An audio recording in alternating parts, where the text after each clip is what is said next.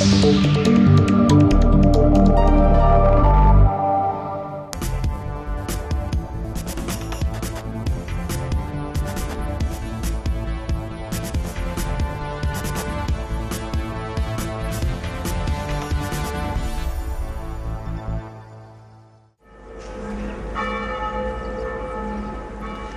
Benedictine Abbey of Cluny was founded in the year 909, or 910, no one is certain. But that's all the more reason to celebrate its 1100th anniversary for an entire year.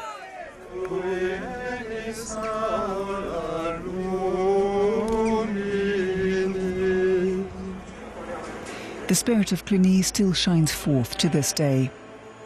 What Jesus told his disciples, Pope Urban II repeated in 1097 when he told the monks of Cluny, "You are the light of the world."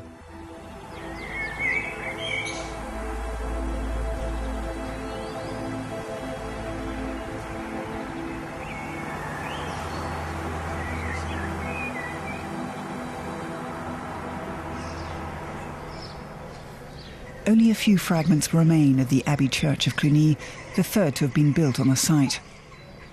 It dates from the 11th and 12th centuries and was known as the Maior Ecclesia, the Great Church. It was indeed the largest in Christendom until St. Peter's was built in Rome. The fragments are of the two towers and the south arm of the transept, with its great vaulted ceiling. In the late 18th century, after the French Revolution, the abbey was suppressed and almost the entire church destroyed. The palace and cloister were built centuries later than the church itself.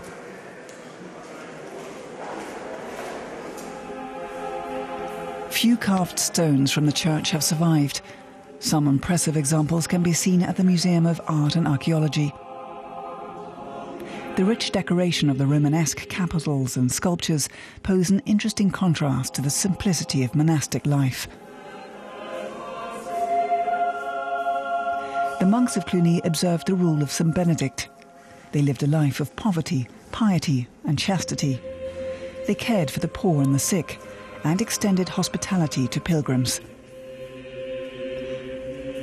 The rule of St. Benedict underlay the reforms developed at Cluny and later adopted by hundreds of monasteries across Europe in the Middle Ages.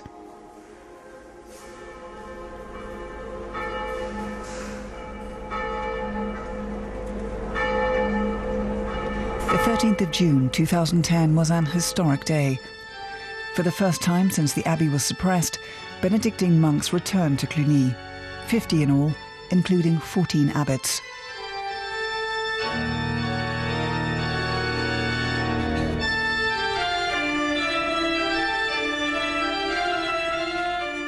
In the morning they said Mass at the parish church of Notre Dame.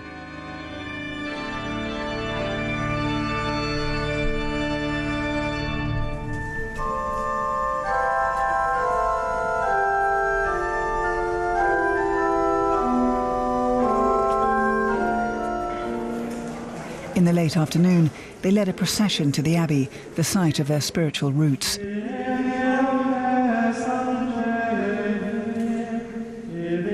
Lay people and clergymen celebrated Vespers in the ruins of the Abbey Church.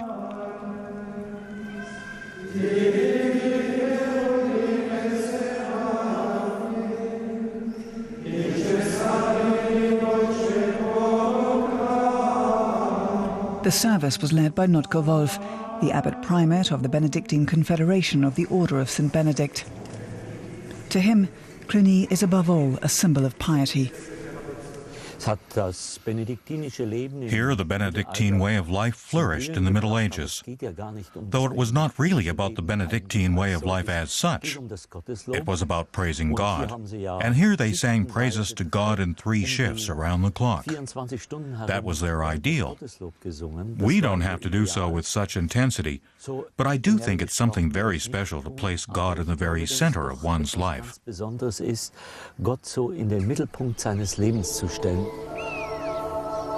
Cluny is set in the beautiful countryside of southern Burgundy.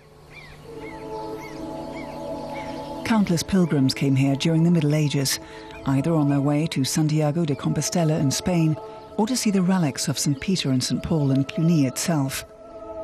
The abbey was built in their honour. If the faithful used to come in large numbers, now it is tourists.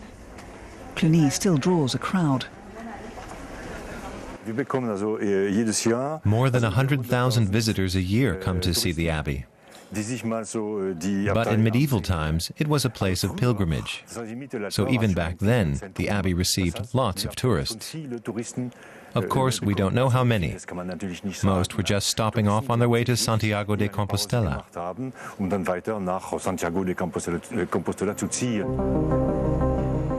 This is a plan of the great church projected onto a stone wall, a fleeting reminder of past glory.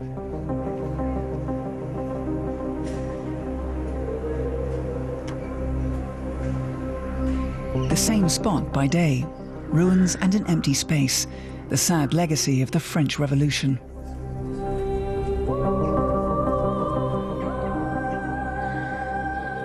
Much of the church's walls and roof was sold off in the late 18th century as building material, wholesale and retail, at fair prices, according to this advertisement from the time.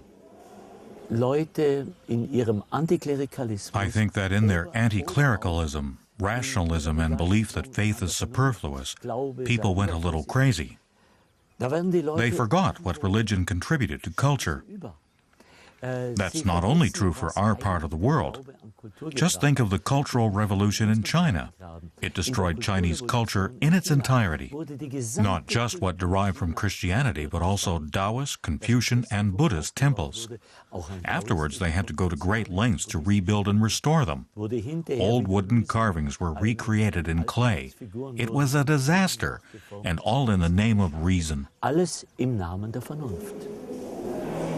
The main source of information about what the Abbey Church once looked like are old prints and models.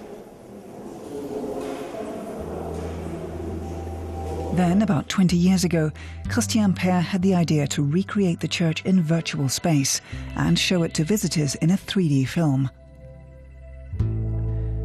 The Gunzo project turned that idea into reality, virtual reality.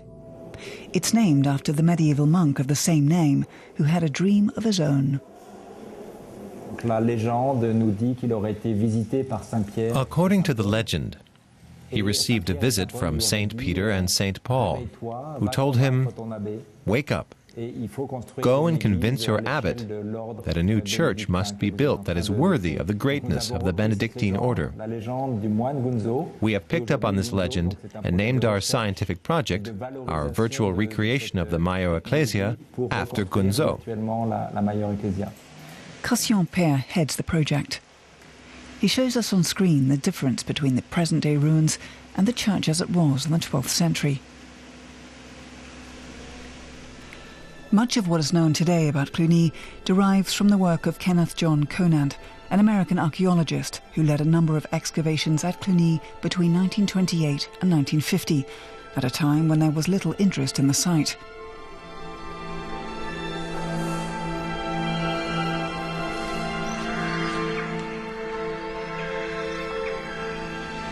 Gunzo has digitalized all that has survived of the church and incorporated all that is known about it.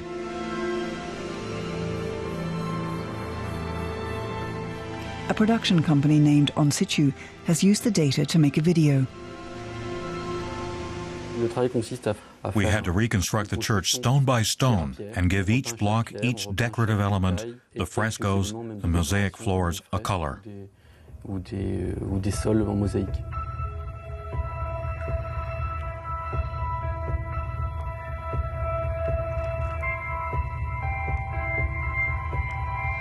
The church was 187 metres long and 31 metres tall. It was hardly an expression of monastic asceticism and humility, and more an assertion of power and splendour. Cluny was a second Rome, a church within the church. The abbey was answerable to no worldly lord or bishop, but to the Pope alone. What little is left of the old church is cherished as a treasure. These capitals, for example. British art historian Neil Stratford curated an exhibition called Cluny, the pinnacle of Romanesque art.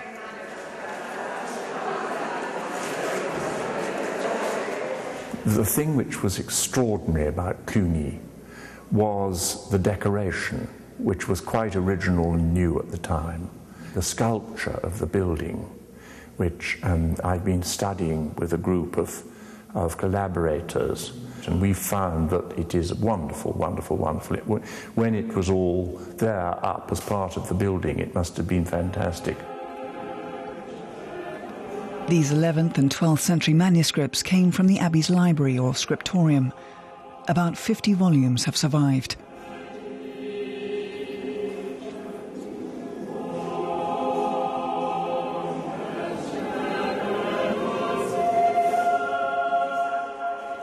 Some of the exhibits come from other churches and monasteries that had close ties to Cluny.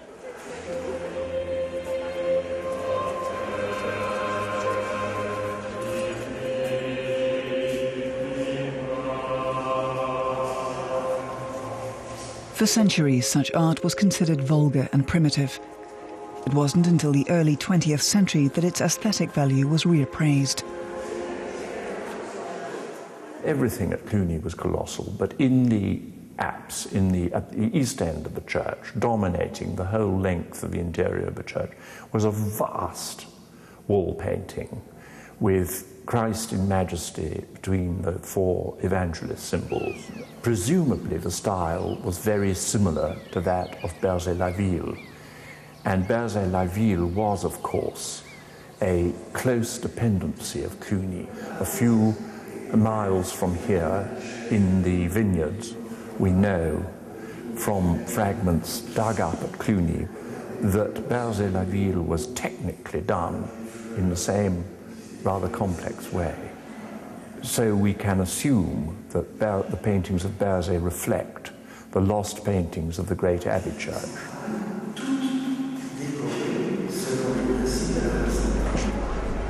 Cluny is a small town with a population of about 5,000. It has many medieval houses. The builders and architects of the Abbey church spent many years here and left their mark.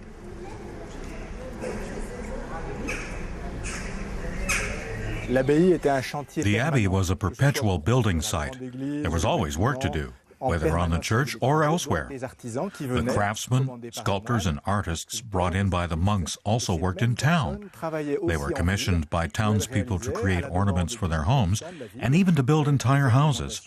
And their architecture resembles that of the great church.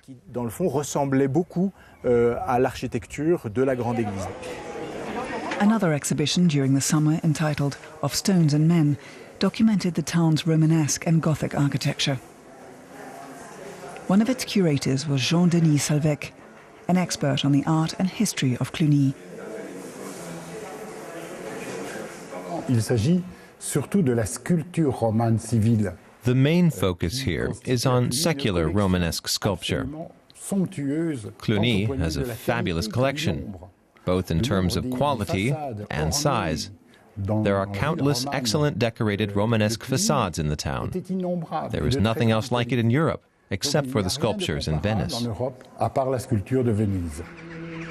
In the Middle Ages, under its renowned abbots, 3 of whom would later be canonized, Cluny Abbey flourished. There are few known pictures of these men. These portraits are not contemporary, but date from the 15th century. One illustrious abbot of Cluny was Mailleux, who served for 40 years in the 10th century. His successor, Odilon, served for 55 years.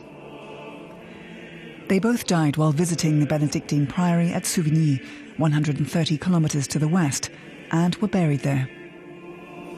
It was Odilon who, around the year 1030, introduced the Feast of All Souls, which Catholics still observe to this day. Commemoration of the dead played an important part in the monastic world of Cluny.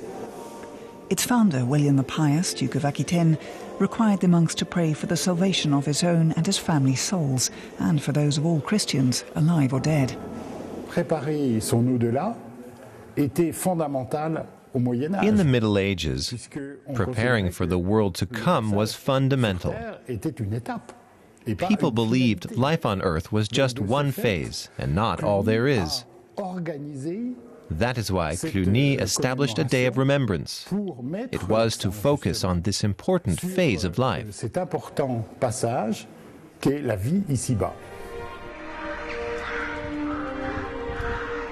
Cluny soon expanded and founded many other monasteries.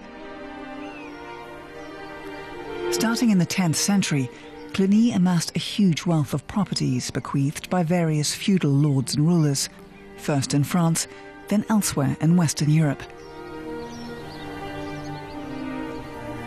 Estates and forests,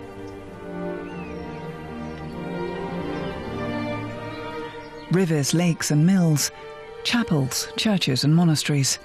The benefactors all enjoined the monks to pray for their souls, that they might enjoy eternal life in the hereafter. It sounds rather materialistic to us modern Europeans. But I think it also has to do with the realization that the powerful abuse their power and sin against many people. This found expression in requiring an entire community to pray for them all the time, so that they might at least stand a chance of going to heaven.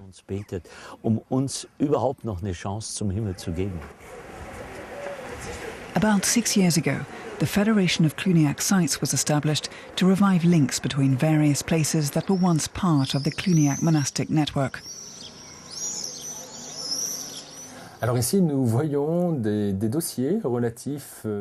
These files are about sites across Europe that are part of the Federation. In medieval times, they were all attached in one way or another to the Abbey at Cluny. It's estimated they numbered between 12 and 1400, depending on what criteria you use.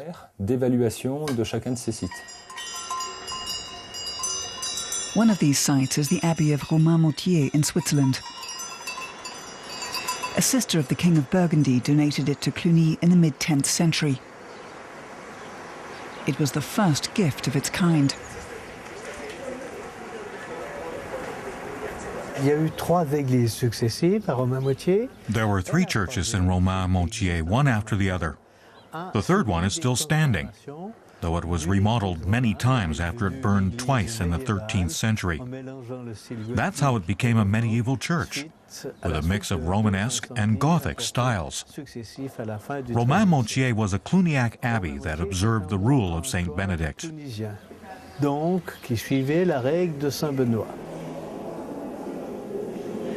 The abbey was sacked and plundered in the wars of the 16th century between Catholics and Protestants. Treasures were destroyed here, as they would be later at Cluny.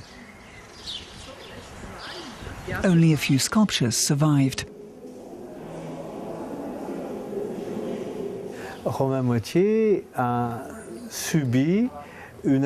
The invasion of Romain-Mortier led to a change of religion. It was a change that involved the destruction of buildings and statues that displeased this new religion.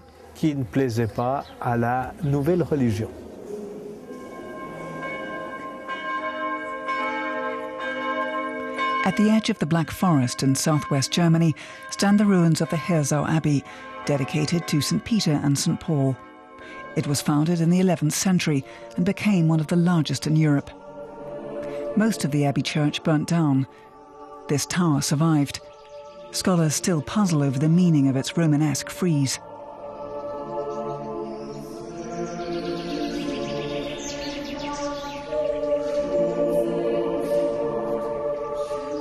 The walls of the 15th century nave also remain standing. They were built on the foundations of an earlier Romanesque church.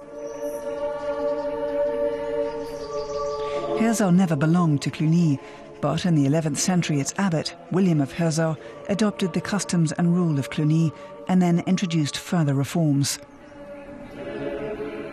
William of Herzau sent 3 parties to Cluny. Each time, he sent 2 monks, and they stayed for up to a year to study the customs and way of life there. Having experienced the Cluniac way firsthand, they returned to Hirsau with the knowledge they had acquired. And from that arose the idea of the Hirsau Reform, a distinctly separate reform for the German-speaking areas in Central, Eastern, and Southeastern Europe.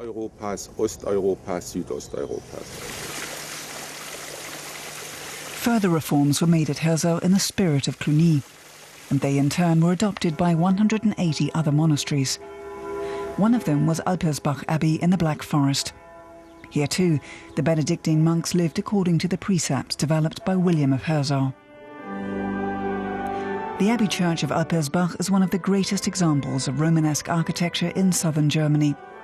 Its plan resembles that of Hirsau.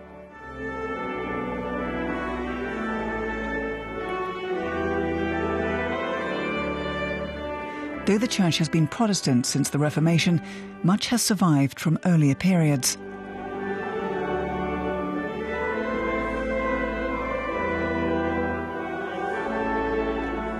The monk cells, for example, and the cloister.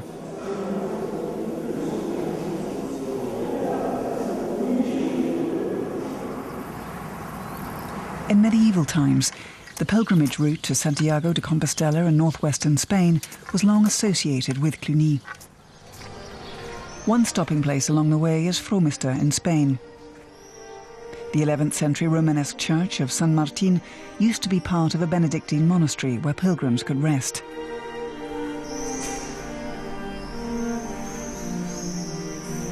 It is uncertain whether its design as a three-naved basilica or its richly decorated capitals reflect French influence. Some historians argue that the pilgrimage route was also a conduit for art, architectural ideas, and commerce.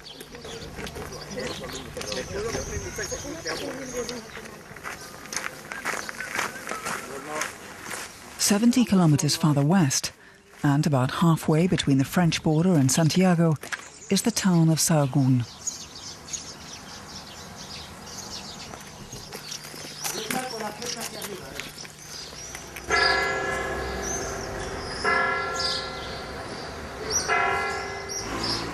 This arch is one of the few surviving pieces of a once renowned monastery that dated back to the Middle Ages. It too adopted the Cluniac reforms. One of its abbots was brought in from Cluny itself. Nowadays, pilgrims find shelter with the Benedictine nuns at their convent next door. The accommodation is modest but free, as is the breakfast, though donations are welcome. Hospitality is a matter of course.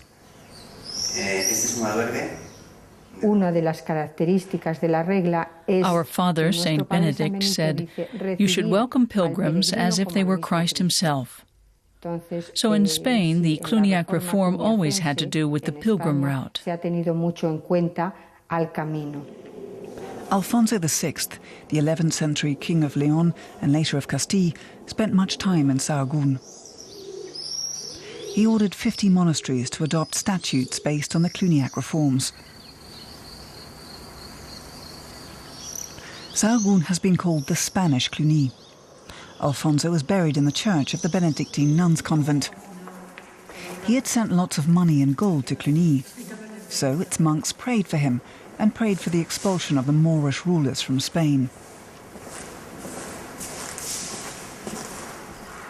Historians have established that it was the gifts of the Spanish kings that, to a great extent, paid for the great church at Cluny.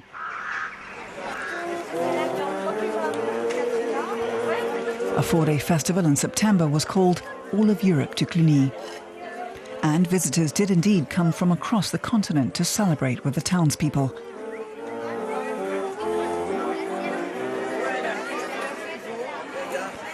The mood was clearly excellent.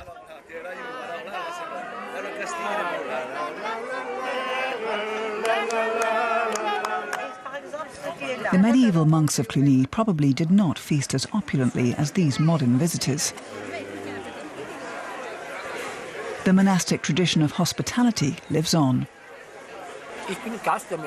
I'm a guest of the monks, but very well fed, with good food and good wine. The hospitality is excellent. I can't complain.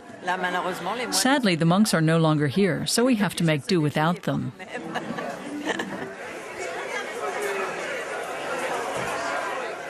"1,100 years after the Abbey was founded, representatives of 100 Cluniac sites gathered in Cluny to discuss ways to preserve and promote its cultural legacy, as well as projects to further tolerance and cultural exchange.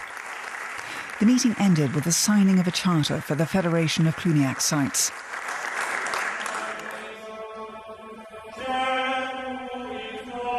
The Abbey Church may only be a ruin, yet it reminds us that Cluny was once the starting point and centre of a movement to reform and renew the Christian faith. It played an important part in European history, and its message still speaks to us today. Cluny was the heart of a network of more than 1,200 monasteries and 20,000 monks.